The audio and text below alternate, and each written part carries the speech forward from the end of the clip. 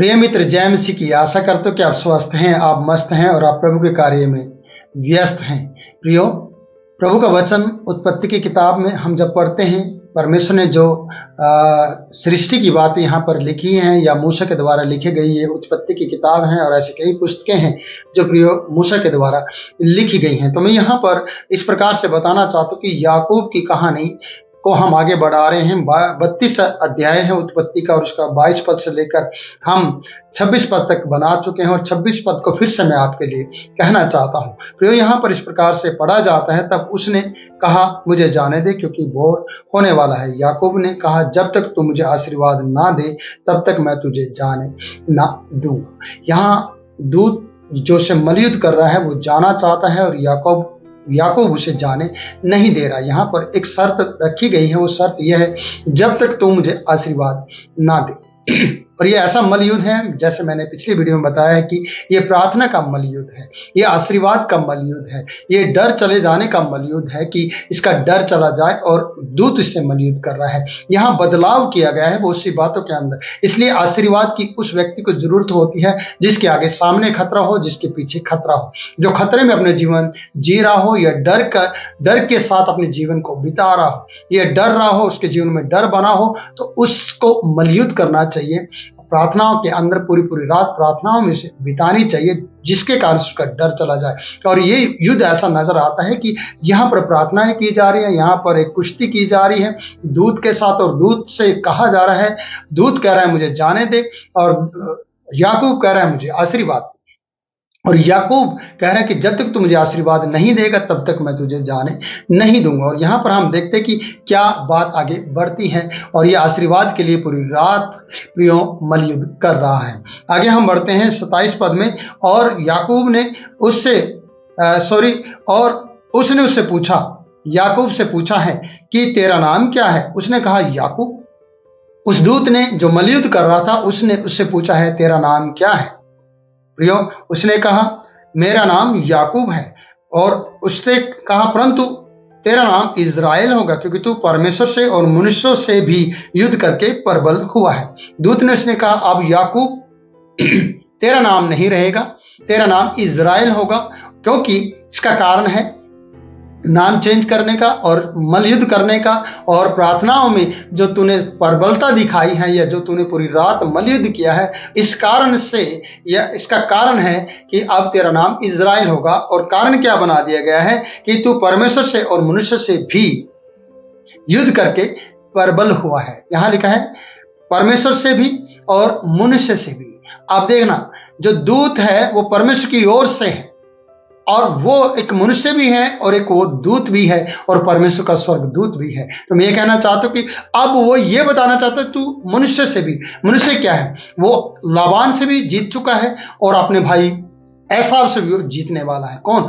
याकूब। वो प्रबल होगा क्योंकि वो परमेश्वर के साथ, परमेश्वर के दूत के साथ मलयुद्ध कर रहा था। तो उसकी पूरी रात परमेश्वर के दूत के साथ बीत गई थी। प्रियो, पूरी रात जो भी व्यक्ति परमेश्वर के दूतों के साथ, स्वर्गदूतों की प्रार्थनाओं में, हजूरी में परमेश्वर से बात करता है ना, वो प्रबल हो जाता है। वो अपनी तमाम समस्याओं पर प्रबल होता है। अगर आप जीतना चाहते हैं, आप समस्याओं पर प्रबल होना चाहते हैं, तो प्रियो पूरी रात प्रार्थना में करें परमेश्वर से बात। परमेश्वर से बात करना ही आपके लिए प्रबलता का कारण बनेगा। यहां पर हम देखा जाता है कि उसके नाम को चेंज कर दिया गया। पहले वो आशीर्वाद मांग रहा था और वो उसे छोड़ जाने नहीं दे रहा था। अब उसका नाम पूछा गया, उसका नाम था याकूब, और याकूब के नाम को कर दिया दूत ने चेंज इज़राइल के रूप में इसका नाम दे दी गया। इसका कारण यह है कि इसका नाम चेंज करना पड़ा, कारण कि ये मनुष्य से भी और परमेश्वर से भी प्रबल हुआ है। तो प्रिय, यहां पर लिखा है कि परंतु इज़राइल होगा क्योंकि तू परमेश्वर से और मनुष्य से भी युद्ध करके प्रबल हुआ है। क्या कोई व्यक्ति परमेश्वर से युद्ध करके प्रबल हो सकता है? नहीं प्रियो। पर परमेश्वर यहां इस प्रकार से बता रहा है कि दूत के साथ जो इसकी कुश्ती हुई है, ये कोई हार जीत की नहीं थी, ये ताकत पाने की थी। जिस प्रकार से हम अपने मोबाइल को चार्ज करते हैं, अगर हमने स्विच में अपने चार्जर को लगा दिया है और पूरी रात लगा कर रखा है, अगर उसका बटन ऑन नहीं किया है तो वो चार्ज नहीं होगा। और यहाँ पर पूरी रात वो परमेश्वर के दूत के साथ चिपका रहा और युद्ध करता रहा।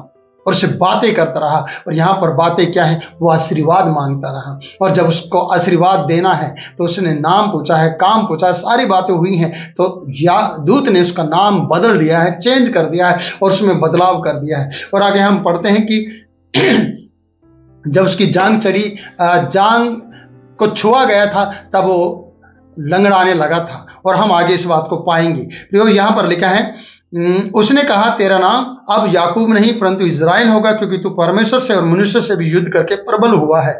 याकूब ने कहा मैं विनती करता हूं मुझे अपना नाम बता। ये बात यहां पर आ गई है कि मुझे अपना नाम बता दे। परमेश्वर के दूत ने इसके नाम को चेंज किया, यानी परमेश्वर ने इसके नाम को चेंज किया है। अब ये भी नाम पूछ रहा है। प्रियो, मैं इस प्रकार से कहना चाहता हूं, मैं एक उदाहरण जोड़ना चाहता हूं कि दूत इससे जीत सकता था, लेकिन दूत इसे जिताना चाहता था। वो कैसे, वो क्यों? क्योंकि आपने अपने बच्चे के साथ कभी कुश्ती लड़ी होगी। जब आप खेल खेल में खेल रहे होंगे, बच्चा आपको हराने की कोशिश कर रहा होगा और आप हार गए होंगे। कारण क्योंकि आप बच्चे से प्यार करते हैं और आप अपने बच्चे को जिताना चाहते हैं। और परमेश्वर भी अपने लोगों को जिताना चाहता है, इसलिए वो कहीं न कहीं अपने दूतों को हरा कर आपको बल देना चाहते कि देखो आप मनुष्य से भी और परमेश्वर से भी जीत गए हैं। और आपका मनोबल बढ़ जाता है, आपकी ताकत दुगनी हो जाती है। जैसे हम फोन को चार्ज करते हैं, बटन ऑन करते हैं, वैसी है प्रार्थना आपका जीवन में। जब आप परमेश्वर के साथ बैठते हैं और प्रार्थना शुरू कर देते हैं तो आपने अपने बटन को ऑन कर दिया है और आपका जीवन की जो चार्जिंग है दिन प्रतिदिन बढ़ती चली जाएगी, क्योंकि आपने अपने जीवन को प्रार्थना में बिताया है और पूरी रात बिताया है। यहाँ पर याकूब ने अपने जीवन में बदलाव को देखा है। प्रार्थना हमेशा बदलाव को लेकर आती है, जैसे कि यहाँ पर देखा गया है, जब तक तू मुझे आशीर्वाद ना दे तब तक मैं तुझे जाने नहीं दूंगा। उसने उसके नाम को चेंज कर दिया। तेरा नाम अब याकूब नहीं, अब इज़राइल होगा, क्योंकि तू मनुष्य से भी और परमेश्वर से भी युद्ध करके प्रबल हुआ है। आगे हम पढ़ते हैं, याकूब ने कहा मैं विनती करता हूं मुझे अपना नाम बता दे। उसने कहा तू मेरा नाम क्यों पूछता है?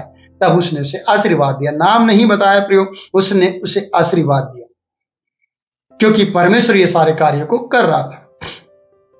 प्रियो, जहां इज़राइल नए नियम हम जो पढ़ते हैं, जब जिब्राइल दूत आया और उसने अपने नाम को बताया कि मैं जिब्राइल हूं, कि मैं जो कहता हूं सच कहता हूं और मेरा कहा हुआ वाक्य झूठा नहीं होता है, और जिब्राइल नाम उसने बताया। कहीं कहीं स्वर्गदूत ने अपने नाम को बताया और कहीं कहीं अपने नाम को नहीं बताया। आप जानते हैं सिमसोन की कहानी के, जब बात होती है, उसके पिता ने अपनी पत्नी से कहा उसके नाम को पूछना, तो उसने उसके नाम को नहीं बताया। उसने चिन्ह दे दिया लेकिन नाम नहीं बताया। और यहाँ पर हम देखते हैं कि इसने आशीर्वाद दे दिया पर नाम को नहीं बताया। तू मेरा नाम क्यों पूछता है, ऐसा कहा है।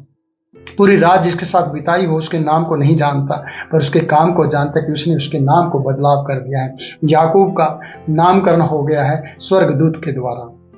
मैं ये कहना चाहता हूँ, क्या आपके नाम का अर्थ परमेश्वर की ओर से आशीष का कारण है?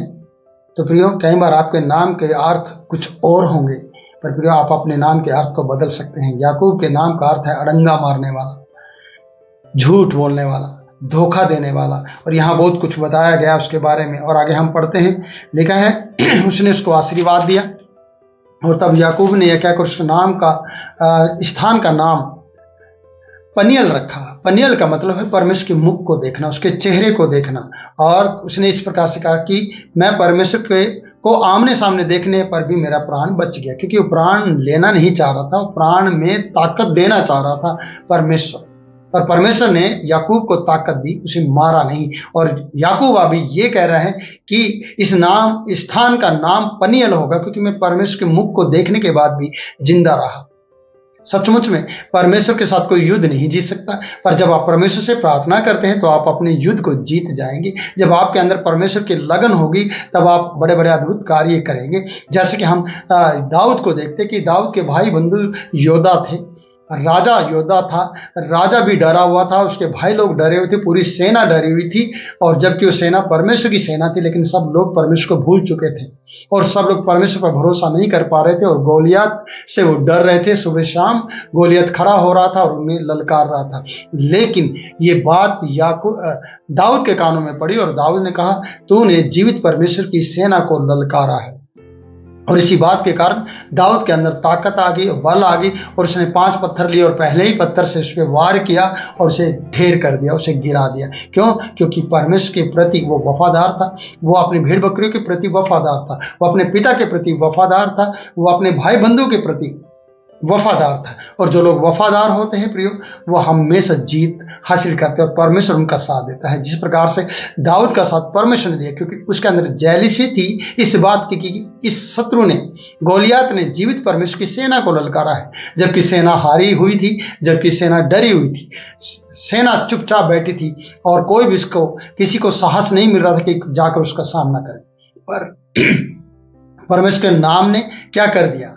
दाऊद के जीवन में साहस भर दिया, हिम्मत भर दी, क्योंकि वो परमेश्वर से प्यार कर रहा था और वो परमेश्वर को ताकतवर और अपने लिए अपनी ताकत मान रहा था। और याकूब भी परमेश्वर को अपनी ताकत माना और परमेश्वर ने अपना नाम ना बताकर इसे आशीर्वाद दिया। और ये कहते कि आमने सामने देखने पर भी मैं बच गया, क्योंकि परमेश्वर सामर्थी है, उसे स्वयं डायरेक्ट आप देख नहीं सकते। जिस प्रकार से आप जब सूर्य ग्रहण लगता है उसकी तरफ मुंह करके, आंखें करके खोल कर नहीं देख पाएंगे, और उसके लिए आप एक्सरा, जो पुराना एक्सरा होता है, या ऐसे चश्मे होते हैं जिसको आप लगाते हैं तब उसकी तरफ देख पाते हैं। उसी प्रकार से याकूब भी कह रहा है कि मैं आमने सामने देखने पर भी बच गया, इसलिए इस स्थान का नाम पनियल उसने रखा और उसने कहा मेरा प्राण बच गया है। परमेश्वर ने उसे प्राण दिए, उसे ताकत दी, उसे मारा नहीं देखने पर भी, क्योंकि परमेश्वर की योजना थी उसके प्रति। आगे बढ़ते हैं। और सूर्य उदय हो गया, सुबह भोर हो गई और वह जांघ से लंगड़ाता था, क्योंकि उसकी नस को उस दूत ने छुआ था। उसमें बदलाव आ गया था, वो अब लंगड़ाने लगा था, अब वो सही तरीके से चल नहीं पा रहा था।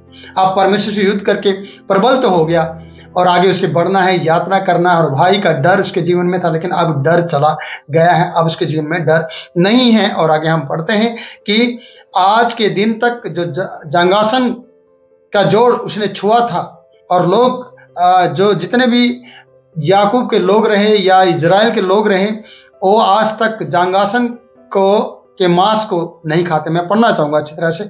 इजरायली लोग जो पशुओं की जांग का जोड़ वाले जंगासन को आज के दिन तक नहीं खाते। ऐसा लिखा है कि वो उस चीज का परहेज करते हैं और उसे नहीं खाते, क्योंकि उस पुरुष ने, यानी उस दूत ने, जिसको वहां पर लिखा कि परमेश्वर से वो युद्ध करके प्रबल हुआ है, उसने उसको छुआ था, उसकी जांग को, इसलिए वो लंगड़ाने लगा था। उसमें पहला बदलाव आया था, उसका डर चला गया था, वो उसका नाम बदल गया था, वो आशीर्वाद मांग रहा था, अब वो लंगड़ा कर चल रहा था, अब उसके अंदर बदलाव था हर बात में, लेकिन उसका डर उसके जीवन में नहीं था। और अगली कहानी में हम पढ़ेंगे कि अब वो डर के साथ आगे बढ़ रहा है या डर उसके अंदर बना हुआ है या नहीं बना हुआ है, अगली कहानी में हम देख पाएंगे। तो यहाँ मैं इस वीडियो में इतना ही कहना चाहता हूँ कि आप प्रार्थना में युद्ध करें। अगर आप प्रार्थना में युद्ध कर रहे हैं, प्रार्थना का युद्ध आप लड़ रहे हैं, तो प्रबलता आपको मिलेगी।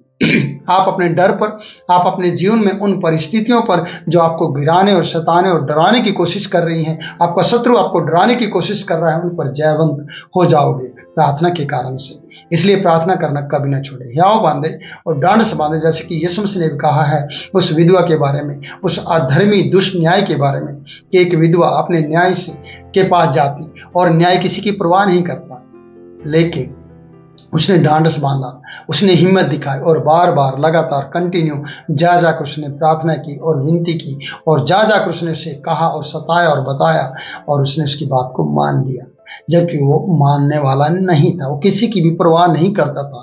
प्रियो, कई बार होगा कि आपके प्रति आपके लोग आपकी परवाह नहीं कर रहे होंगे, लेकिन परमेश्वर को जब आपके बारे में पता चलेगा कि आप रात दिन उसको दुहाई दे रहे हैं, रात दिन आप उससे प्रार्थना कर रहे हैं, तो याद रखना परमेश्वर आपकी मदद करेगा और आपको साहस और हिम्मत दे देगा। तो अपने डर को दूर करने का सही तरीका है प्रार्थना।